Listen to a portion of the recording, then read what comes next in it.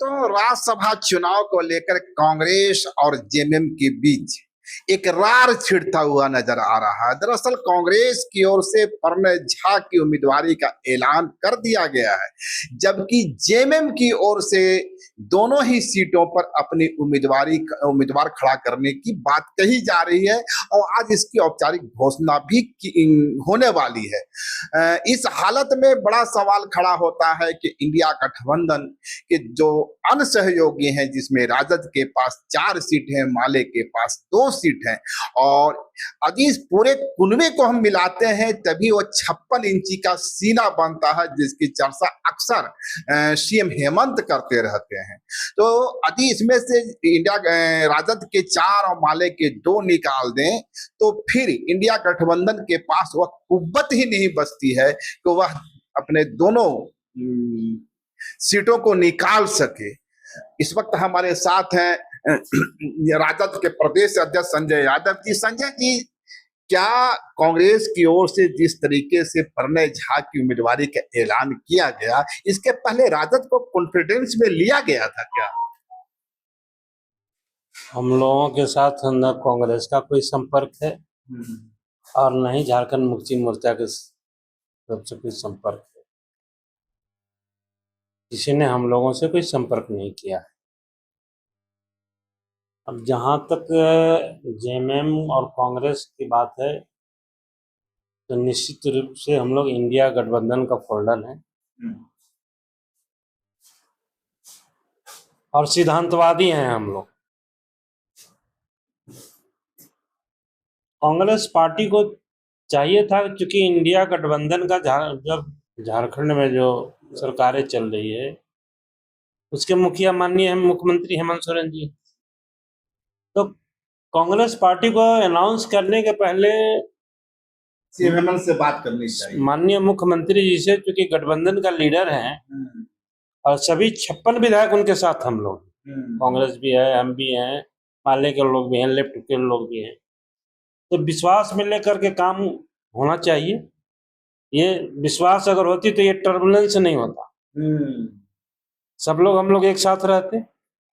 इसमें तो कहा जा सकता है कि कांग्रेस की इस पहल से कहीं न कहीं इंडिया गठबंधन के अंदर दरार आई है, और इस दरार का जिम्मेवार यदि कोई है तो सिर्फ कांग्रेस है। नहीं, माननीय मुख्यमंत्री जी को विश्वास में लेकर के करना चाहिए। गठबंधन के लीडर हैं, बड़ी पार्टी है उनकी, हम और कांग्रेस उनके सहयोगी हैं, तो विश्वास में लेना चाहिए। सहयोगी दलों की या छोटी भी पार्टी हो तो उसकी अपना सम्मान होता है।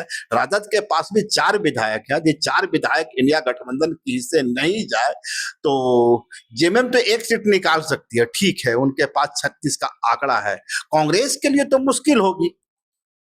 अभी कांग्रेस बिना बात किए उम्मीदवार लाए हैं तो कांग्रेस समझेंगे, उधर जेएमएम समझे। राजद का क्या पॉलिसी होगा? हम लोग सारे बिंदुओं पर नजर रखे हुए हैं।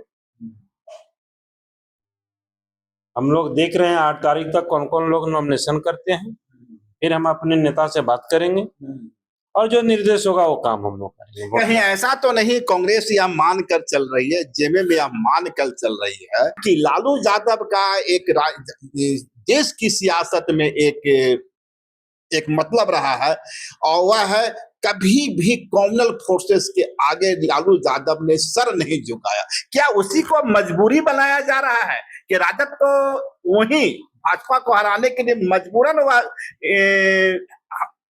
कांग्रेस के चेहरे को वोट देगी या जेएमएम के चेहरे को वोट देगी? मजबूरी बन गई। उनकी सोच हो सकती है। हम लोग तो भाई सेकुलर फ्रंट के लीडर है। सेकुलरिज्म आपकी कमजोरी बन गई का? नहीं, ऐसा कुछ नहीं है, कमजोरी नहीं है। हम सिद्धांत, हमने पहले ही आपको कहा कि हम लोग सिद्धांतवादी हैं, लेकिन आपके पास विकल्प भी तो नहीं है। हमने पहले आपको बोला कि हम लोग सिद्धांतवादी हैं, हमारे नेता सिद्धांतवादी हैं, और सिद्धांतवाद के चलते ही आज लड़ते रहे हैं, जेल जाते रहे हैं, ठीक है। तब देखिए इस टर्बुलेंस में क्या होता है, कौन बैकफुट पर जाता है, कौन सामने आता है। आप बड़ा इशारा कर रहे हैं, बैकफुट पर भी जाना पड़ सकता है, शायद कांग्रेस के लिए इशारा आपका? नहीं, कोई इशारा नहीं है, लेकिन कांग्रेस पार्टी को चाहिए था कि माननीय मुख्यमंत्री हेमंत सोरेन जी से उनको विश्वास में लेकर के ये सब करना चाहिए। तो ये थे हमारे साथ संजय यादव जी, जो इस टर्मोइल में ये बात कह रहे हैं कि जिस तरह के टकराव की स्थिति जेएमएम और कांग्रेस के बीच होती नजर आ रही है, और जिस तरीके से कांग्रेस ने एक तरफा तरीके से प्रणय झा की उम्मीदवारी का ऐलान किया, कहीं ना कहीं यह जो गठबंधन की भावना होती है उसके खिलाफ है। निश्चित रूप से कांग्रेस को अपनी उम्मीदवारी से पहले गठबंधन के यहाँ चेहरा रहे सीएम हेमंत से बात करनी चाहिए थी।